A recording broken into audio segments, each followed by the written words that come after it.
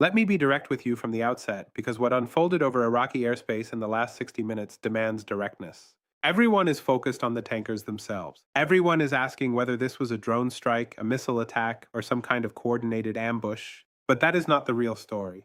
The real story is what those four tankers represented, why they were exactly where they were when they were hit, and what their destruction tells us about a shift in American military posture that CENTCOM has been concealing from the public for the past 11 days. I am looking at flight tracking data that has been circulating among aviation analysts and military bloggers for the past 72 minutes.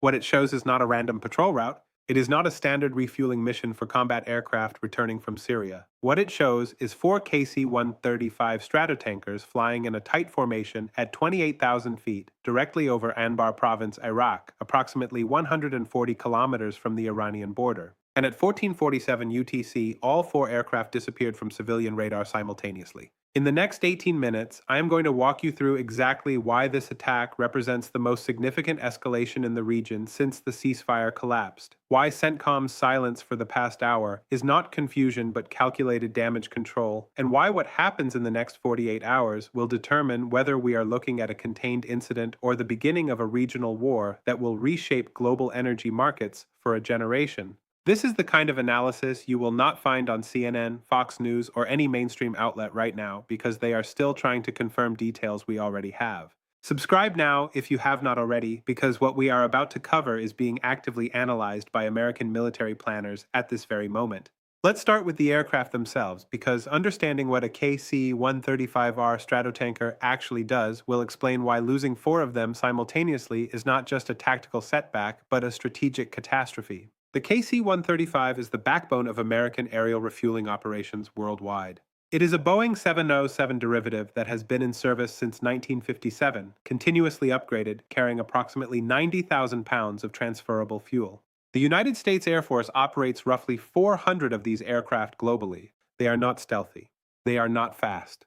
They fly predictable routes at medium altitude because their mission requires them to loiter in designated airspace where fighter jets and bombers can find them, connect via refueling boom, and extend their operational range by thousands of miles. To put this in perspective, every American combat mission over Syria, Iraq, and the Persian Gulf depends on aerial refueling. F-15 Strike Eagles, F-16 Fighting Falcons, B-1B Lancer bombers, even surveillance aircraft like the RC-135 Rivet Joint, all of them require mid-air refueling to maintain their presence over the region. Without tankers, American air power in the Middle East has an operational radius measured in hours, not days. According to the U.S. Air Force's own logistics assessments, losing even one KC-135 in a hostile environment forces a complete recalculation of mission planning across an entire theater. Losing four in a single strike is the kind of loss that does not just disrupt operations.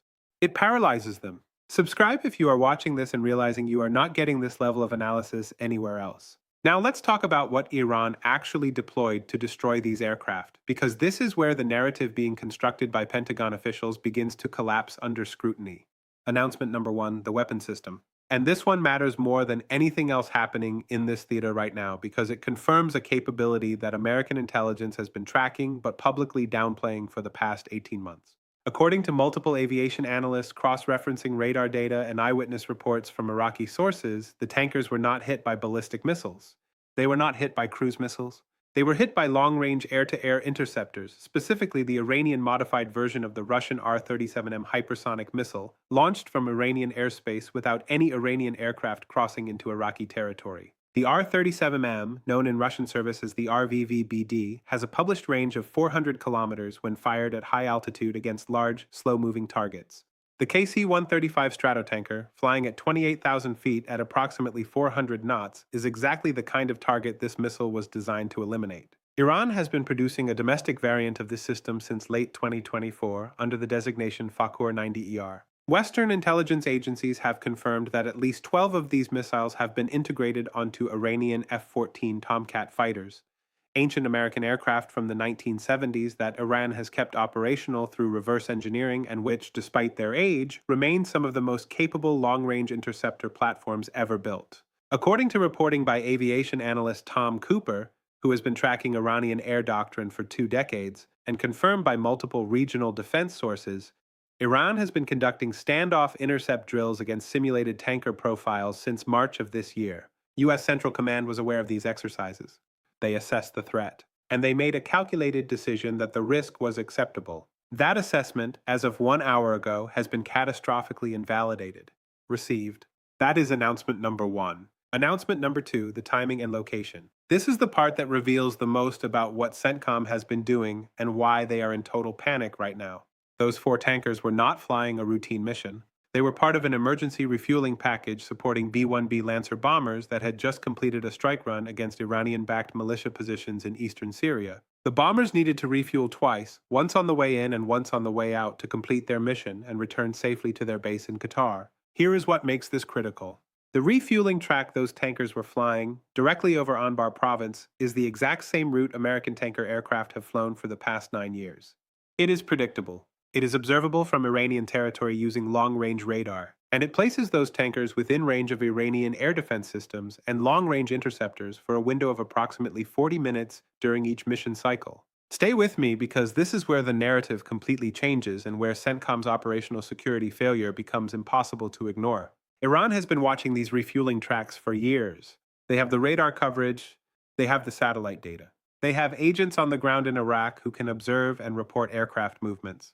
The only variable was whether Iran was willing to cross the threshold of directly targeting American support aircraft in what Washington considers a permissive environment. As of this afternoon, that threshold no longer exists. Announcement number 3, and this one almost nobody in the mainstream media is connecting correctly. The destruction of those 4 tankers does not just impact today's operations. It forces a complete redesign of how the United States projects air power across the entire region. Every combat aircraft operating over Syria, Iraq, the Persian Gulf, even Afghanistan, depends on a network of tanker support that has now been proven vulnerable to standoff attack. CENTCOM has 3 choices. 1. Move refueling tracks further west, deeper into Jordan or even over Saudi Arabia, which adds significant distance and complexity. 2. Provide fighter escort for every tanker mission, which consumes additional aircraft and creates its own refueling dependencies. 3. Reduce combat operations to match the reduced availability of safe refueling windows. None of these options are good. All of them represent a degradation of American military capability that will take weeks to recalibrate. And Iran has just demonstrated that it can impose this cost whenever it chooses, at a time and place of its choosing, without risking its own territory or pilots. The asymmetry is devastating. Received. That is announcement number 3. Now, let's talk about what is really happening behind the headlines, because there are 2 stories playing out simultaneously, and the mainstream media is only covering one of them. The surface story is shock and condemnation. American officials will call this an outrageous escalation. There will be statements about the right to self-defense and freedom of navigation. There will be threats of retaliation and promises that Iran will face consequences. But the deeper story, the one being discussed in secure conference rooms at CENTCOM headquarters in Tampa and the Pentagon right now, is operational paralysis. Think carefully about what this represents. When the United States conducts military operations over hostile or contested airspace, and a regional adversary demonstrates the capability to deny aerial refueling with long-range precision strikes, that is not a tactical problem. That is not something you solve with better intelligence or tighter operational security. That is a strategic vulnerability that forces a fundamental reassessment of how you project force. The United States has not faced this kind of challenge since the Cold War.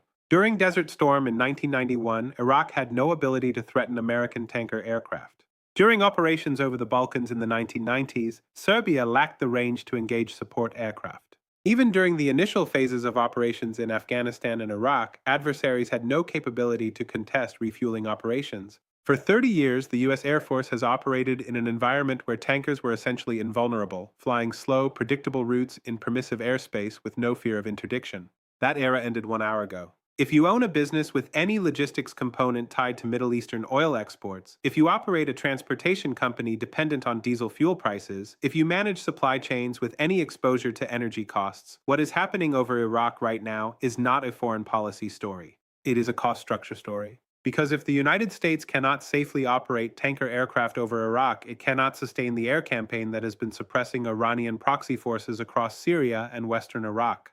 And if that campaign falters, Iranian influence expands, regional instability increases, and energy security deteriorates. Insurance underwriters will price that risk into shipping costs. Oil futures markets will price it into benchmark prices. And you will see it in your fuel bills within 2 weeks. This pattern has repeated throughout history, and every time it repeats, the outcome is the same. The Peloponnesian War, 431 to 404 BC. Athens and Sparta, the two dominant Greek powers, went to war. 27 years. Both sides were exhausted, their treasuries depleted, their populations devastated by plague and constant warfare. And who won? Persia. Persia, which had stayed on the sidelines, funding whichever side was losing to prolong the conflict, emerged as the dominant power in the eastern Mediterranean without fighting a single major battle. The parallel is exact. The United States and Iran have been engaged in a grinding proxy conflict across the Middle East for 2 decades. Both sides are spending resources, losing personnel, expending political capital. And who is winning? China. China, which imports 98% of Iranian oil exports despite American sanctions, which has brokered diplomatic agreements between Iran and Saudi Arabia, which is building infrastructure across the region through Belt and Road investments. China is not firing a shot. It is watching two rivals exhaust themselves while it consolidates economic influence and positions itself as the indispensable partner for every government in the region. So where does this leave us? Let me give you 3 clear paths, because there is no honest middle ground here. Path 1, containment and de-escalation. The United States absorbs this loss, adjusts its operational posture, moves refueling tracks outside Iranian engagement range, and does not retaliate kinetically. Instead, Washington increases sanctions pressure, works through diplomatic channels, and treats this as a cost of doing business in a contested environment. This path requires accepting a degree of humiliation and signaling to adversaries that there are categories of attacks America will not respond to militarily. The probability of this path, given current political pressures and the upcoming election cycle, is low, maybe 20%. Path 2, calibrated retaliation. The United States conducts a limited strike against an Iranian military target, probably an air defense installation or a Revolutionary Guard facility, something significant enough to demonstrate resolve, but contained enough to avoid triggering a broader war. Iran responds proportionally, the tit-for-tat continues for several weeks, and eventually both sides step back from the brink through backdoor negotiations. This is the most likely path. It is what happened after the tanker attacks in 2019, after the Soleimani assassination in 2020, after the drone strikes on Saudi oil facilities. Both sides understand the escalation ladder, and both sides have an interest in not reaching the top rung. Probability 60%. Path 3, uncontrolled escalation. The United States retaliates aggressively, targeting not just military installations but Iranian oil infrastructure or nuclear facilities. Iran responds by closing the Strait of Hormuz, mining the Persian Gulf, launching missile strikes against American bases in Qatar, Bahrain, and Djibouti. Regional allies are forced to choose sides. Oil prices spike above $150 per barrel. A full-scale regional war becomes unavoidable. This path is catastrophic for everyone involved, including the United States, which is why it is the least likely. But it is not impossible, especially if decision-makers misread signals or if an incident spirals out of control. Probability 20%. I think we are closer to path 2 than the headlines suggest. The Pentagon understands the cost of a wider war, and Iran understands that it cannot win a direct confrontation with the United States. But the margin for miscalculation is narrower than it has been in years. What happens in the next 48 hours, specifically how CENTCOM responds and whether that response is measured or disproportionate, will determine which path we are on. Here are the questions I want you to take away. First, why were those tankers flying the same predictable route they have flown for 9 years when CENTCOM knew Iran had the capability to target them? Second, what does this attack tell us about Iranian intelligence penetration in Iraq and their ability to track American operations in real time? Third, if Iran can destroy 4 tankers in a single strike without crossing into Iraqi airspace, what else can they hit, and when will they choose to do it? Tell me in the comments what you think CENTCOM does next. Tell me if you think this escalates into a broader conflict or if cooler heads prevail. We will keep tracking every development in Iraq, Iran, and across the Persian Gulf. That is what we do every single day. Subscribe now. Share this analysis with everyone in your network who is trying to understand what is actually happening in the Middle East beyond the sanitized briefings and cable news soundbites. Turn on notifications so you do not miss the next update, because this situation is evolving rapidly and we will see you in the next report.